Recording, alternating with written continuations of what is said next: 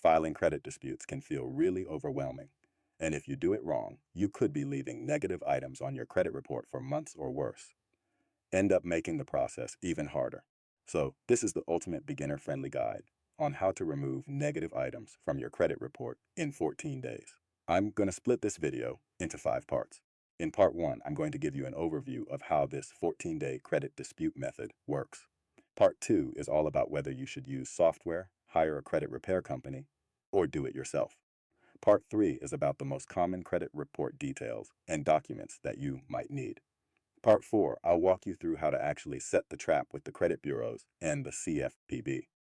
And Part 5, I'll cover the 3 most common mistakes that people make that you should definitely avoid.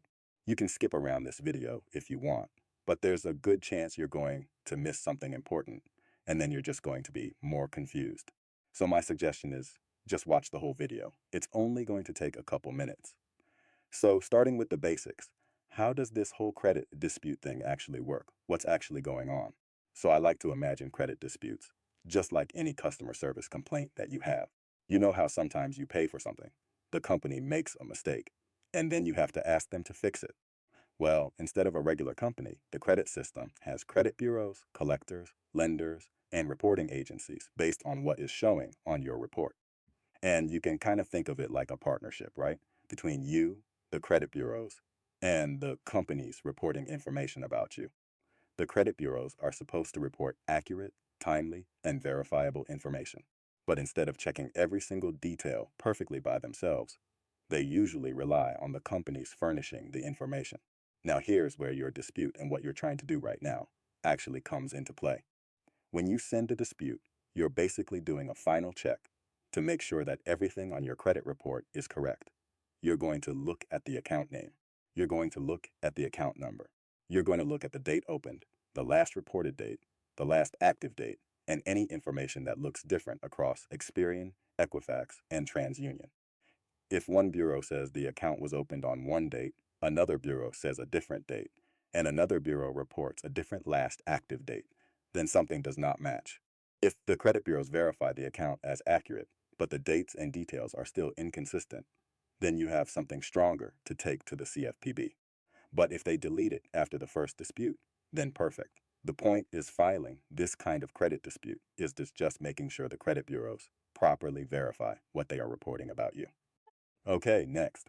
So a very common question I get all the time is, should I hire a credit repair company, use software, or do this myself? And I would say for most people, you're probably better off understanding the process yourself first.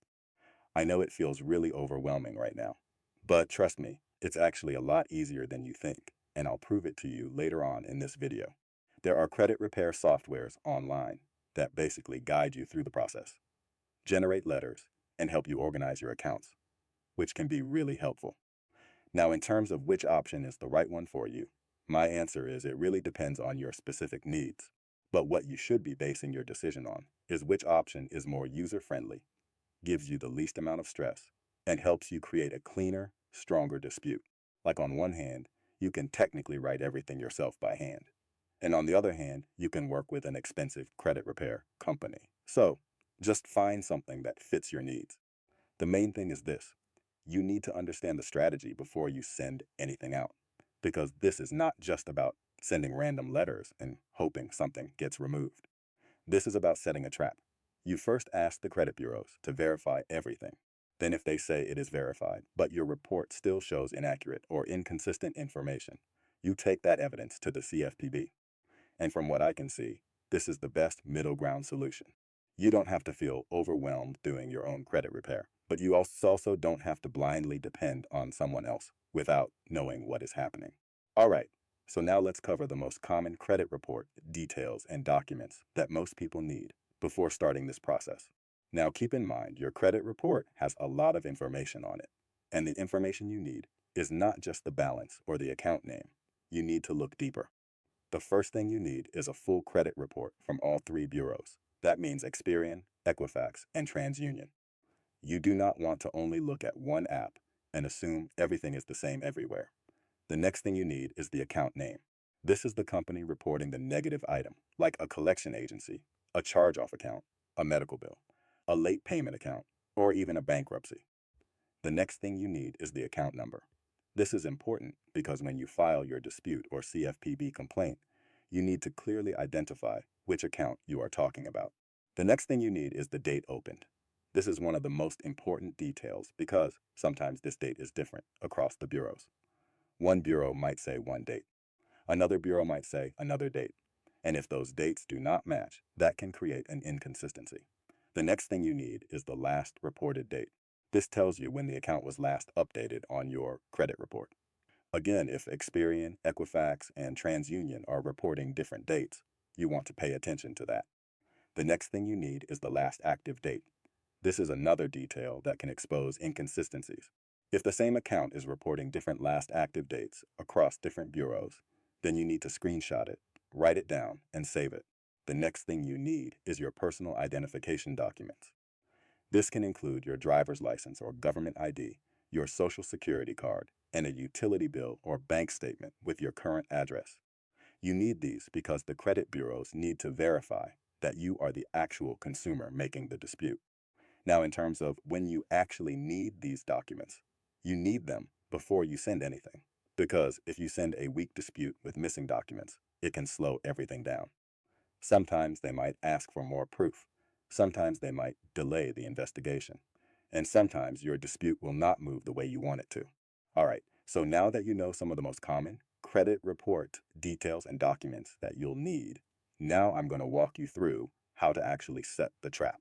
And like I mentioned earlier, you can do this completely by yourself if you want to. But again, I think a great middle ground solution that has the least amount of stress is using a system or software that helps you organize the accounts and generate the letters correctly. So that's what I'm going to use as the example walkthrough. To start, you need to pull your credit report and import or list out your negative items. This can be collections, charge-offs, late payments, medical bills, bankruptcies, or any other derogatory item on your credit report. Then you want to choose one item to start with. For example purposes, don't try to dispute everything at once if you are just learning the method. Start with one item so you can understand the process clearly. Now, before you send the first letter, you want to look at that account across all three bureaus. Pay attention to the date opened, pay attention to the last reported date, pay attention to the last active date, and pay attention to anything else that does not match. This is where the trap starts. Because everything on your credit report needs to be 100% accurate, 100% timely, and 100% verifiable. Now, the first letters you send should be very simple. You are not going to sound like an attorney. You are not going to sound like a paralegal. You are not going to use complicated legal language that makes it look like a template. You want the letter to sound like it came from a real consumer. You can say something like, I recently reviewed my credit report because I am trying to improve my credit and take care of my responsibilities. I noticed a few accounts that I need more explanation on. I am not saying they are reporting right or wrong. I am saying I am not 100% sure if they are accurate. Please verify this account and complete a thorough investigation to make sure everything being reported is correct, accurate, timely, and verifiable. That is the first letter. You are basically asking them to check everything. You are not begging. You are not attacking. You are not asking in a messy way. You are simply asking them to verify the account. Now, this letter needs to be sent by certified mail. And if you want to work inside a 14-day window, you want to send it with fast shipping so it gets to the credit bureaus as soon as possible. If you send it slower, then your timeline may turn into 30 to 45 days. That does not mean the method is dead. It just means it may take longer.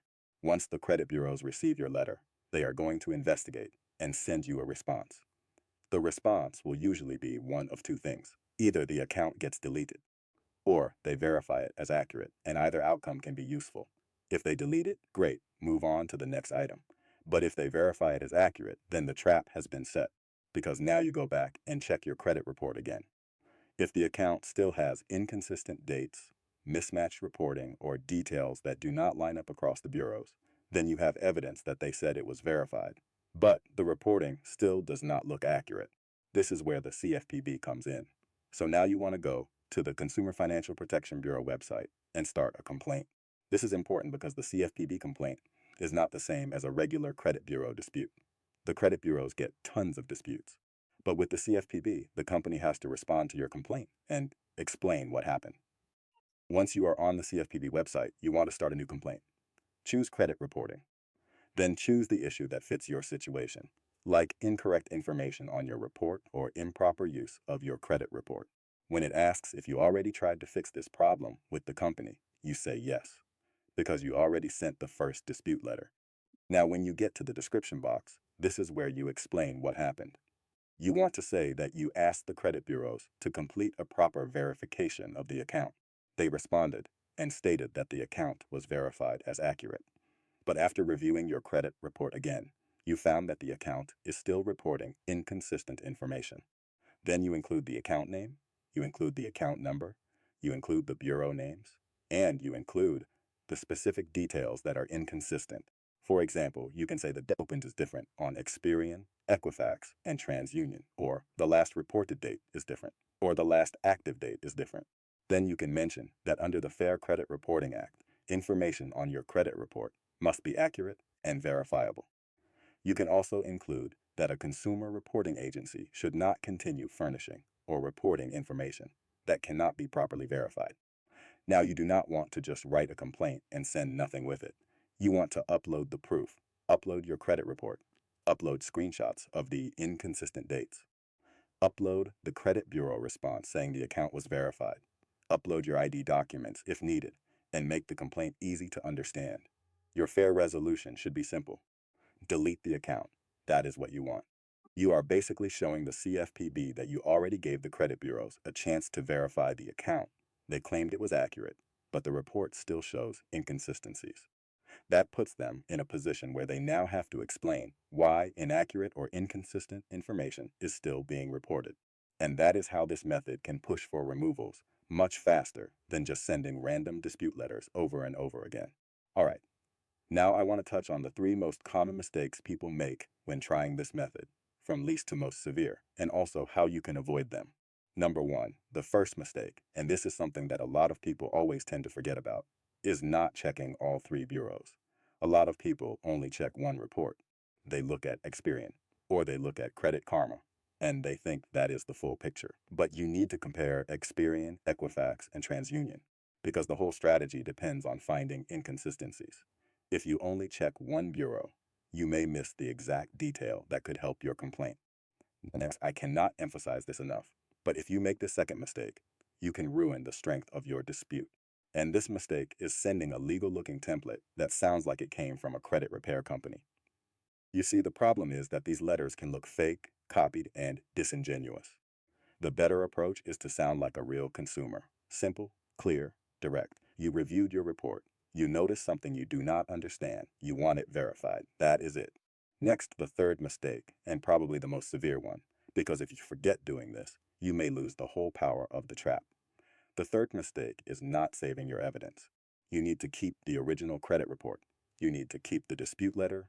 You need to keep the certified mail tracking. You need to keep the bureau response. And you need to keep screenshots of the inconsistencies after they verify the account. Because when you go to the CFPB, the evidence is what makes the complaint stronger. There's a bunch more stuff that I don't have time to fit into this video. But if you want to learn how to remove more negative items from your credit report and put your credit in the best position possible, check out this video where I show you the next credit repair strategy you should use today.